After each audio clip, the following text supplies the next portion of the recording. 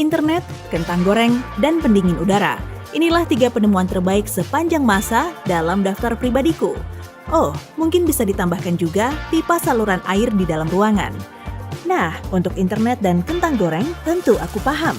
Tapi bagaimana dengan AC atau pendingin udara? Apa yang membuat benda ini begitu luar biasa? Percaya atau tidak, kita harus berterima kasih pada nyamuk atau leluhur nyamuk. Karena serangga ini pendingin udara ditemukan. Kita yang hidup di abad ke-21 tentu tidak suka dengan nyamuk. Dan dulu di abad ke-19, nyamuk memang benar-benar menakutkan. Binatang ini membawa banyak sekali infeksi seperti malaria. Bahkan kondisinya sangat menyedihkan di area-area berawa di Florida. Dokter sekaligus penemu asal kota ini, Dr. John Gorey, berusaha mencari cara untuk mengeringkan rawa-rawa itu. Saat berupaya melakukannya, dia justru mendapatkan ide revolusioner ini pada 1841. Dia tahu masalah yang sebenarnya ada di udara, jadi mendinginkan udara dapat mengatasi masalah ini. Dr. Gorey mengatur pengiriman es dari danau beku dan sungai kecil di utara Amerika Serikat ke ruangan rumah sakit di Florida. Cara ini berhasil, tapi secara logistik sangat menyulitkan. Jadi, dia mencari lagi cara baru. Tahun 1851, dia merancang kompresor udara untuk membuat es dari air.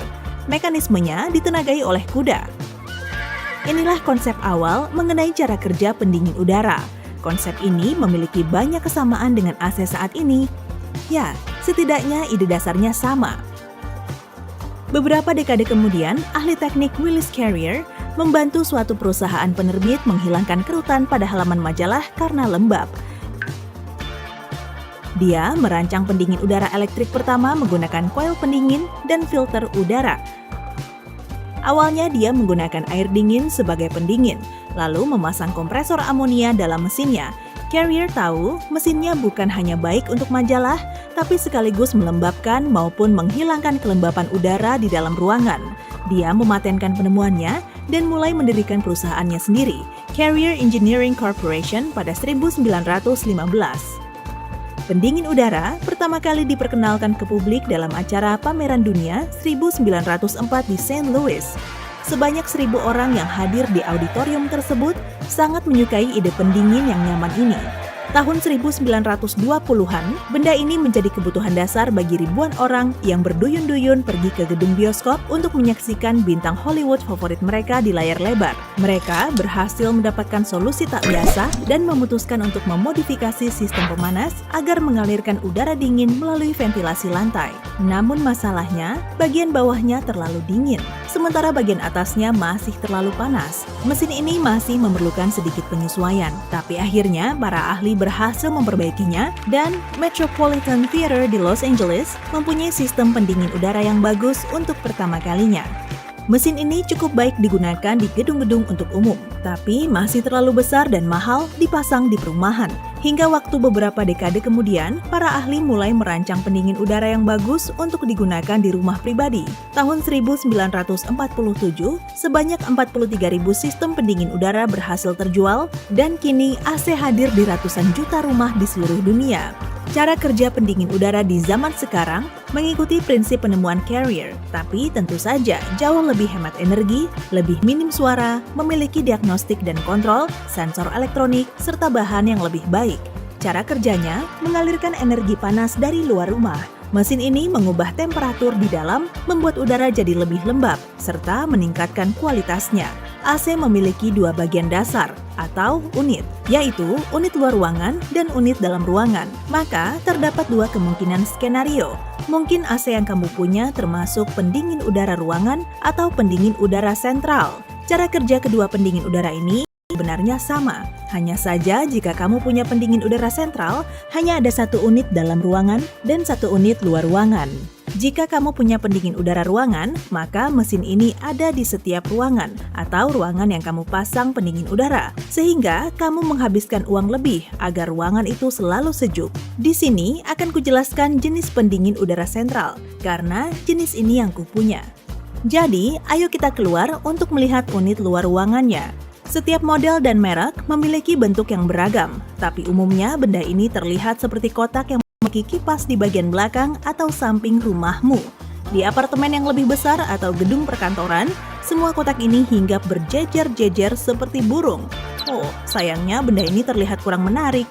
Unit luar ruangan terdiri dari kompresor, koil kondensor, dan kipas. Benda vital lainnya dalam proses ini adalah refrigeran. Refrigeran ini mengalir ke seluruh sistem, menghubungkan unit luar ruangan ke unit dalam ruangan. Dan secara teknis bukanlah komponen dekoratif, tapi cairan pendingin. Panas dari udara di dalam rumahmu bercampur dan bergerak melalui kompresor, lalu menuju koil luar ruangan. Menariknya, refrigeran dapat berubah dari wujud cair menjadi uap. Refrigeran yang sama digunakan lebih dari satu kali. Kompresor bekerja seperti pompa yang terus-menerus menggerakkan pendingin ini ke seluruh sistem. Refrigeran terkompresi lalu bergerak melalui koil kondensor. Gas perlu benar-benar ditekan, karena semakin tinggi tekanannya, semakin tinggi pula temperaturnya. Ini harus dilakukan agar refrigeran menjadi lebih panas dari udara di luar. Panas secara alami bergerak dari area panas ke area dingin. Udara di luar masuk ke koil kondensor melalui kipas. Udara panas dari rumahmu tersebar ke udara jalanan. Dengan begitu, refrigeran telah berhasil melaksanakan tugasnya. Refrigeran akan menjadi dingin, berubah menjadi gas lagi, kemudian kembali ke dalam. Prosesnya terus berlanjut secara berulang. Nah, cara kerja unit luar ruangan sudah jelas. Lalu, bagaimana dengan unit dalam ruangan? Ayo kita masuk ke rumah dan melihatnya.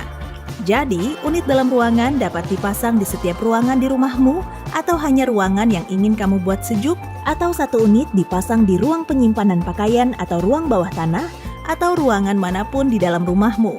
Agar udara sejuk mengalir ke semua bagian rumah, terdapat juga termostat, penyuplai, dan ventilasi udara balik. Unit dalam ruangan sendiri merupakan kotak koil yang memiliki motor blower di sini, koil evaporator, katup ekspansi, papan sirkuit, dan filter atau penyaring. Saat suhu ruangan terlalu panas, termostat mengirimkan sinyal SOS ke papan sirkuit. Sinyal ini menyalakan motor blower. Udara panas dari ruangan melalui ventilasi balik, kemudian udara bercampur dengan refrigeran. Pada tahap ini, udara panas kehilangan panas dan kelembapannya.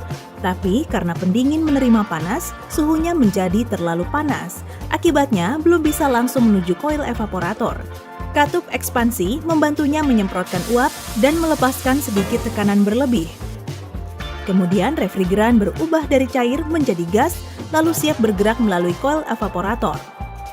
Refrigeran dingin bergerak melalui yang terbuat dari bahan yang sama dengan koil evaporator.